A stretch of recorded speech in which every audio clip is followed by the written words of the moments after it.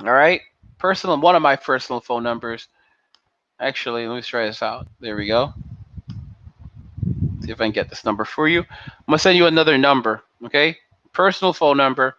Okay, that I actually use. I actually use this number. Okay. Still do get messages on it from time to time. Give me a second, dude. Send you another email. I don't know why it says that. Uh, all right, dude. Q, I just sent you another. Just literally sent you another. Just sent you another email.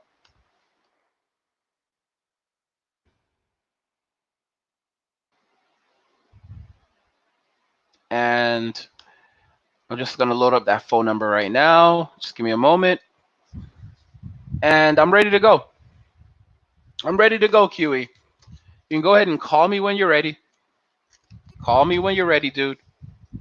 And and we'll talk. I'll go ahead and load this up for you so that everyone can hear what we're saying.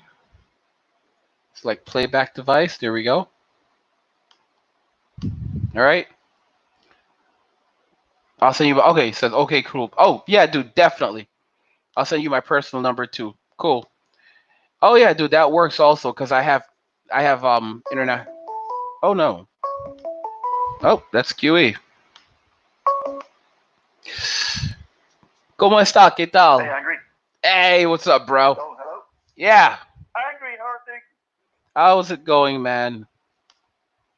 Do you know who I am? I'm guessing that you are a MGTOW that used to be a doctor that lives in the UK and you used to be a content creator, but Okay. am I right? Yeah, no, I was never a content creator. Okay, And so I'm not in the UK. you're Listen, not. don't give too much personal information, bro. I'm in a. I can hear you on. Dude, are you there? I'm still here. I'm listening to the week. I'm listening to the echo on the. Oh, on the I'm po- listening to the echo on the. So there's about a 30-second or a 20-second echo. Oh, hold on, dude. Let me see what I can do about that. No. Uh, I know you're All like, right. So listen, I'll send you my personal number as well. Okay. hold on. I'm trying to figure out how to Uh, fix this echo. all right. So I got 10 minutes. Got 10 minutes. Yeah. Hold on. Yeah, you got 10 minutes. Is the echo really bad, guys? Are you hearing an echo? No, no, don't worry about it. Don't worry about it. I turned off the headphones, so Oh, it'll okay. all come up. It was on your end. This is Okay. great, man. This is my first time. This is my first time on a YouTube video. Congratulations, dude. Like, Enjoy your moment. Go ahead. Huey. hello. Yeah, I'm here. I said Yeah, yeah, congratulations. yeah. Enjoy your moment. Thanks, man. Listen, I'm wondering, where are you in Mexico? Hmm? Where are you based in Mexico? I was there, and I was on an extended holiday there in 2006. I know Mexico quite well. Oh. Do you want to share that information, or you don't care, or you don't? You don't want to? I spent some time in Tijuana, and then it Okay. became, Nice. yeah, and then it became a hellhole. It's like under Yeah. heavy quarantine right now. People are dying. It's like the worst part of Mexico. So I left, and now I'm in an undisclosed location. Okay, undisclosed location. Okay, cool. Well, listen, I'm in Ireland, so you've got an Irish subscriber here, and that was my first donation to you. So you deserved that a long time ago, to be honest with you. So it was great to finally send you some money. Yeah. So what do you want to talk about? It's your time, dude. What I mean, Okay. we're talking about what's happening, but go ahead, man. What's on your mind? Well, I guess we should probably talk about the future. We should probably talk about what's going to happen after this COVID. What do you think is going to take place after this lockdown? Do you think it's going to be? I think it could be a permanent lockdown. I think we could be looking at a complete changeover of the economic structure. Correct. As I mentioned Yeah. earlier.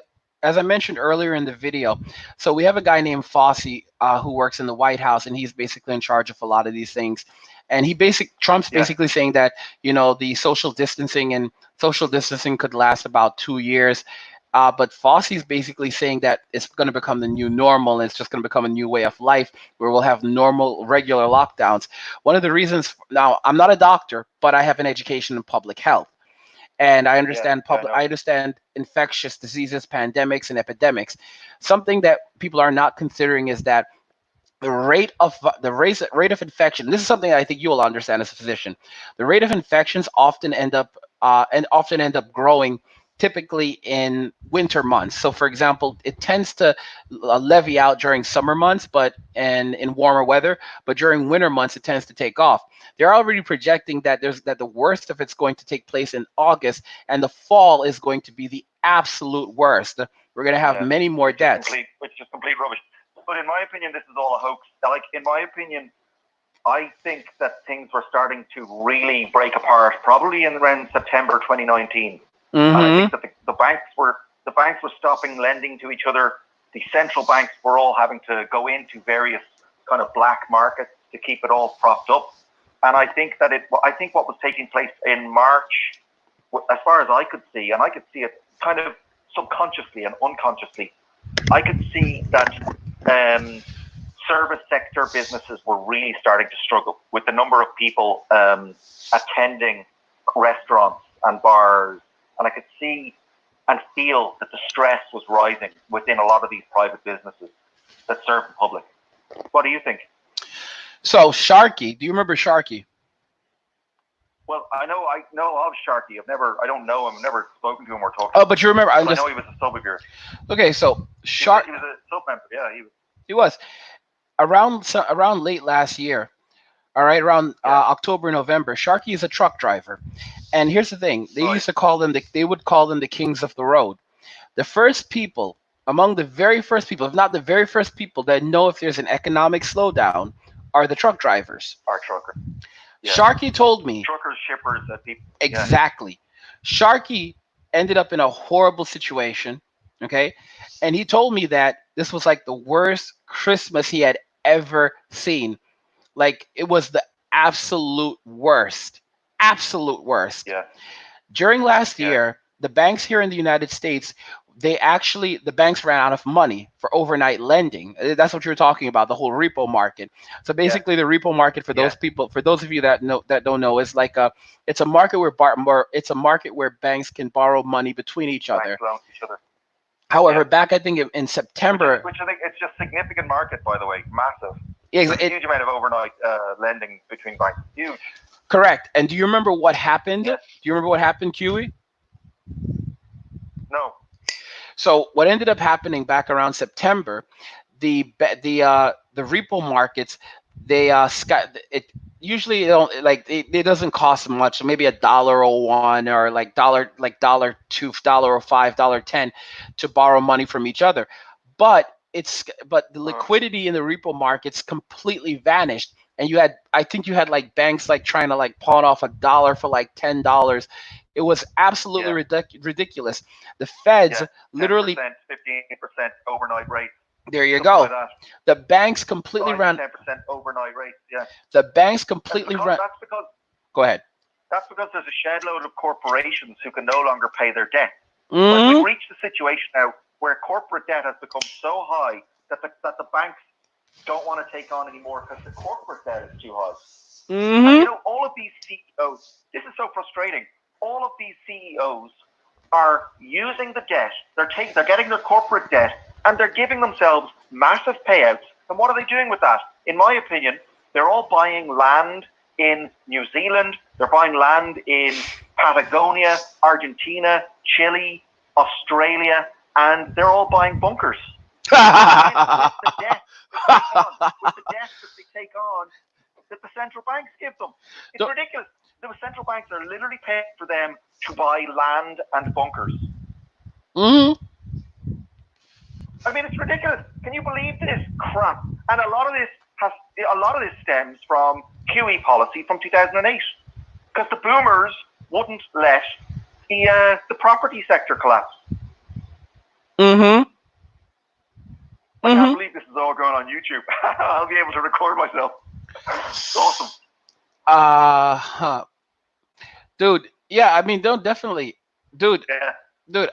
as I said, it is a nightmare situation. I mean, here's the thing. Right now, for the first time, I think in history, the central banks are now buying junk bonds. Junk bonds.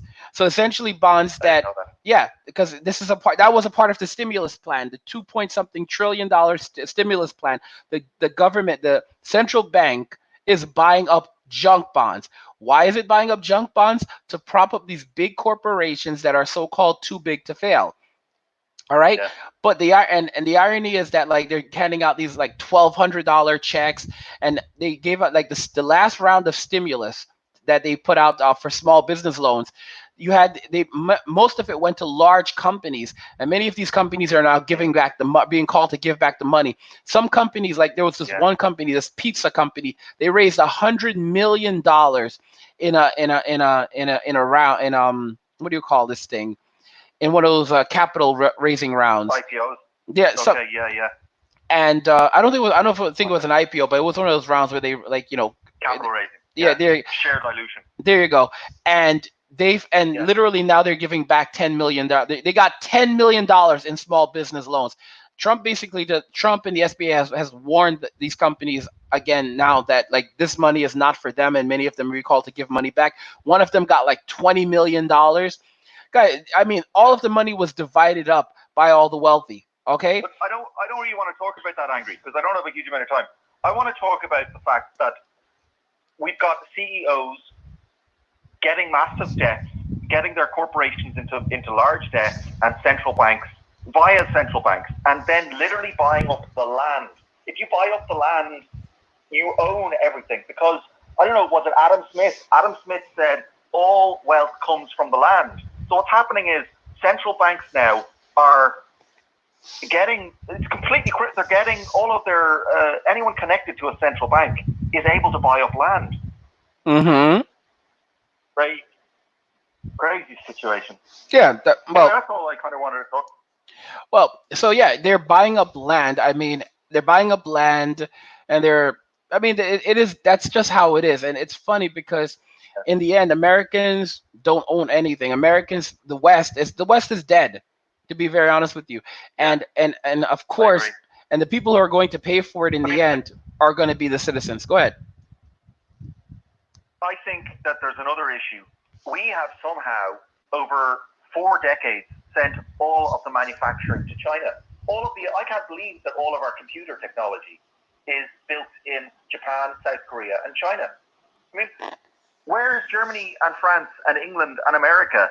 Okay, America's got Dell and they've got Apple, but and I guess they have the brains. They do all the brains in San Francisco, and then they do all the manufacturing in China. But there's still a very important economy in manufacturing. It's essential, in fact, because manufacturing all of our plastics, etc., etc. Manufacturing spurs further knowledge. If you have manufacturers and people who build products, that spurs on further product development. If you lose that skill, it takes an awful long time to build that skill back up. And for 4 decades, we have lost our manufacturing sector in the West. And another issue that is kind of driving me a little bit crazy is the service sector. These kind of low-skilled jobs in the service sector are paid pretty much the same as the people who work in manufacturing. So you've got a service sector of people who literally serve food, serve and make food.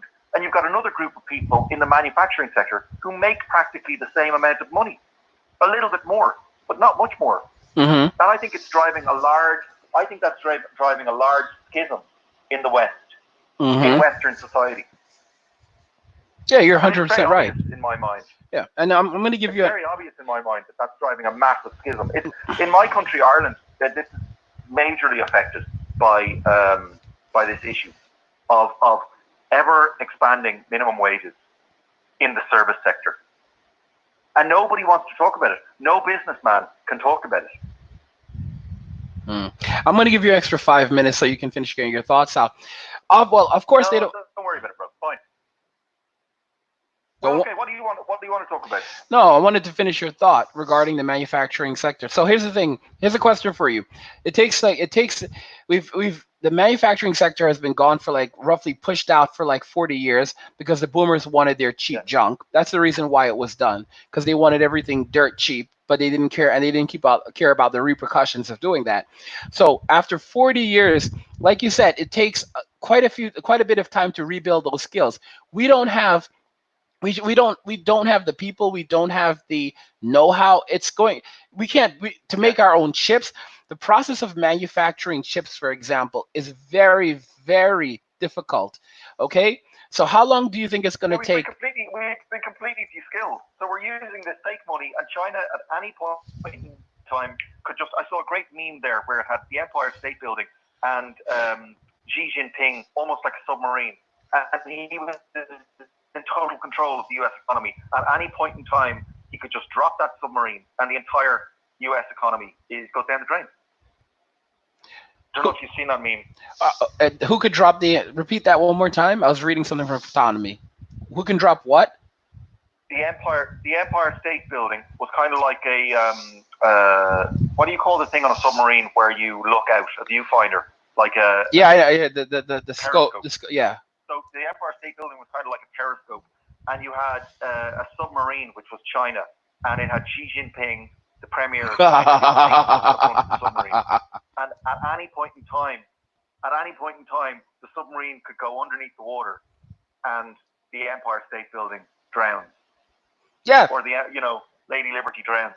It's crazy. I don't know how it's happened. And a lot of this has to do with the fact that the U.S. is the world reserve currency, so they don't actually have to make anything. They can just get things for free. A lot of people are living for free. Ding, ding, ding, ding, ding. Now ask yourself. A lot of people are living for free off the back of the slavery of China, Korea, Japan, and Germany. Well. I mean, nobody wants to say it, but that's what's going on in the West. People are living for free, and other people are paying for it and working for it. Well, here's the thing about that, QE. Now, ask yourself this very carefully. In the United States, China has bought up tons of land in the United States, and America owes China tons of money. China is in the process of dumping US dollars at the same time. So when China dumps the US dollar, they're working on their own cryptocurrency right now, and they're actually spreading it through, their own blockchain-based currency. Well, yeah. There's their own currency, digital currency, and they're spreading it, and they're currently testing it. So what China is really securing itself to do right now is to separate itself from the global economy and insulate itself. Another thing about the chipsets, I bet you don't know. I don't know if you know this, but where do the materials, raw materials that we use in our chipsets, and not just in our chipset, in most of our major electronics come from? For pretty much all. A lot of it comes from China, and a lot of it comes from Russia because of land mass and because of the extraction technologies. Right. But the truth is, those rare earth metals are also present in America. But America is a very beautiful land, and they probably don't want to ruin their land by strip mining. Correct. It's present in America. Like Alaska's got a crap load of mineral wealth, as does Canada. But they don't want to strip mine their land because at the moment China is basically doing everything for them, and they're giving them paper in exchange. Now let me ask you a question: if America ends up in a situation where they can no longer rely on the raw materials from China, and we're heading towards a trade war with China, massive. Now ask yourself: if we can't rely on China anymore, and we need to start producing our own, how long is it going to take us to get up to the point where we can start doing that? Is it something that'll happen overnight, do you think, or do you think it's going to take a while? They seem to be a bit more knowledgeable. It'll take decades, but it'll take much more. It'll take a philosophical change in the way the Western society works, because the truth is, MGTOW is fundamentally an economic problem, and it relates to, unfortunately, women entering the workforce. And when women entered the workforce, they drove up their pay for service sector level work, which drove manufacturing abroad.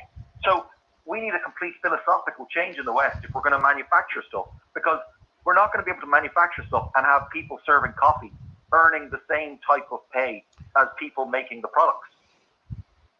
So we need a massive philosophical change. Well, keep in mind that many of those service sector jobs are now becoming a thing of the past. Way true, like Yes, so. massively. So I mean, Waitressing, exactly. bar, publican, Women are going to. restaurants, I they're talked. all going down the drain. I talked about this a year. I talked about this at least a year or two ago. You might have remembered it, where I talked about that women in the global collapse. I said that women were going to lose the majority of all jobs. All those service sector jobs were going to be replaced Yeah, by machines. And now, what is the robots. projection? What's the projection? Women are going to. All the economists are projecting Yeah, it that all the women are going to yeah, lose the jobs because in the previous recession, yeah, men, it was the people in white collar jobs, men in higher white collar jobs that lost the jobs, but they also recovered the jobs faster in the recovery. This time, however, all those jobs left over, Walmart, waitress, all that crap, it's gone, and those jobs are never going to come back. So yeah. to say getting out women out, so saying getting women out of the workforce is going to solve the problem. It's But not, it'll like you happen said. anyway. It'll Exactly. happen anyway, is what you're Exactly. saying. Exactly. It's Yeah. and the funny thing about what women are going through right now is this: women are. That's an extremely good point, actually. That's a really good point that you make. A lot of these automation, like these, checkout aisle type jobs, a lot of them are already being automated, and eventually they're going to automate a lot of jobs that are kind of minimum wage jobs, like burger flipping jobs. They're probably going to be automated in large scale. I got something. Like, I'd say McDonald's and a lot of other chains are doing a lot of research into that at the moment. Oh, they've no, no, no, oh, no, no, no, no, no. McDonald's has been working on this for maybe 20 years now, dude. I talked about this Yeah, years ago, where they have like they set up the $15 an hour is far too much to pay someone to flip a burger. dude. Like, I mean, a lot that would be hard. That would be harder work than a lot of the other jobs in McDonald's. I don't know if people do. I don't know if you remember when I said this. Like I talked. This was a joke that someone said. I said that you're gonna have one cute girl walking around asking you if you need anything else, and someone said in the chat she's gonna ask you if you need help Yeah. finishing that meal. Angry. I want to talk about one more issue. Go ahead. I want to talk about how minimum wage cores out the smaller towns and villages, because when you have minimum wage across society, your small towns empty because there's no employment, and the employers they're paying too much for their staff. If you've got a small town or a village, is a small bar or a small restaurant paying these people national minimum wages, whereby the people who, let's say, are let's say in my case in Dublin or in Cork or in other major cities like Belfast, okay, the business can afford to pay their staff that rate. But if you're in a small village, why is that company being forced to pay those wages? Because they accumulate over time. It's not like the pay is not based on productivity. The pay is based on per hour of work. Mm-hmm. So if all they have to do is spend 8 hours in the workplace, but if there's no business custom going through the workplace, they're still having to get paid. Mm-hmm. They're not being paid on productivity. So if we paid people on productivity, that would be a better metric of work done, and that means that people in Dublin could earn more because they're working harder, and there's more throughput through the business. But people in villages and small towns can be paid less, because what's happening is a massive hollowing out of these smaller towns and villages because of this issue. I'm going to tell you something interesting because I think you've earned it. I mean, it's probably not the case. It's not the case for you in Mexico or maybe in America, but it will. Actually, no, you're wrong. No, you're wrong. That is the case in Mexico, and it's a big problem in the United States as well. Yes, that's how the salary is actually set by the government, and they're actually going to be reducing it now as a result of COVID. No, you're wrong. It's very much the case in Mexico. People are starving. Okay, people are starving to death here, dude. Let me tell you how bad it is here in Mexico right now. I went into Walmart, and they had jacked up all the prices for like video games. They were selling PlayStation 4 for like 350, 400 for the core version. Now they're selling it for like 270. They're selling it because people are so broke they can't even afford. People have no money at all, none at all. All right, the other issue is the interests of society have changed. People are no longer massively interested in playing computer games. The internet and social media has become far too much of a draw. Mm. If that makes any sense. Mm. I think that one of the issues with these computer game manufacturers is there's less people actually playing computer games. Well, here's the thing, actually. So the Nintendo Switch, Nintendo Switch is actually selling for a ton of money right now. So companies are actually making a lot of money off games, but specific companies. But you're right about social media. The majority right now of people are on YouTube. Netflix is doing well, but yeah, mostly social media. Social media is in for the win right now. You have to think about that. If people are spending all this time on social media, then what are they being taught? Social media is essentially controlling everyone right now. There's something I did want to talk. There's something I did want to mention to you though. How long were you a doctor? Angry. Ireland is a small country. I can't. I was doctor for a number of years. Okay, cool, cool. You don't have to give me the exact. I don't want to give you too much information because Ireland is a small country. People know people in. Okay, better question. Were you a resident? Okay, when you left, you were an attending physician, right? No, never reached attending. Damn, bro, you freaking never reached attending. I never finished my. I never really. Problem with me in medicine is I didn't have a focus, a direction. So I was a resident. I completed residency in general medicine, but never. We don't call it that over here, but I never really had a focus, and that was the problem for me in medicine. Nobody else was involved. Have you shifted? Direction. Have you been able to shift and if I was to advise? Yeah, go ahead, please. Yeah, I'm shifting currently, but I'm not going to what I'm doing. But I'm going into private sector manufacturing where it can be scalable. More or less engineering. That's most. That's no, like not engineering, but no. It's a scalable. It's a scalable. It's a type of job where my productivity is scalable. Ah, okay. I know where you want to. I understand. I know where you want to stay. Here's because one of the issues. One of the issues is when you're working as a doctor, you're getting paid the same pay regardless of how much you work. So that's driving a lot of problems in this country, actually, and probably in America as well. So you're finding that people are going into various types of jobs that actually America's different because they're paid privately, but in Ireland it's very much public sector pay. So it's driving a lot of people going into relatively less taxing roles, if that makes sense. Yeah, well. I have to be careful what I say. I understand, and don't give away as much. Don't give away anything. I know what you're saying. Listen, the thing is, it varies. The pay varies because even though it's not public, there are a lot of when you start out as a resident, there's a lot of residents who make $50,000 a year. Okay, and it's pretty nasty in the United States.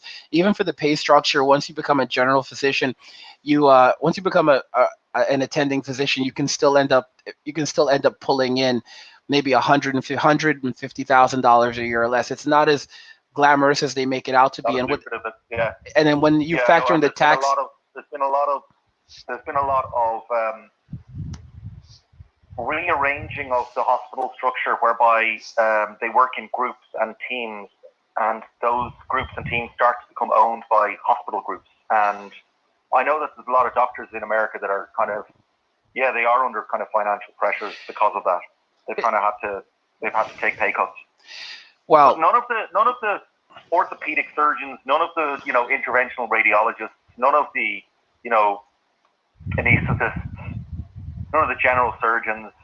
I think the jobs which require scalpels and really novel techniques, they're kind of immune to a lot of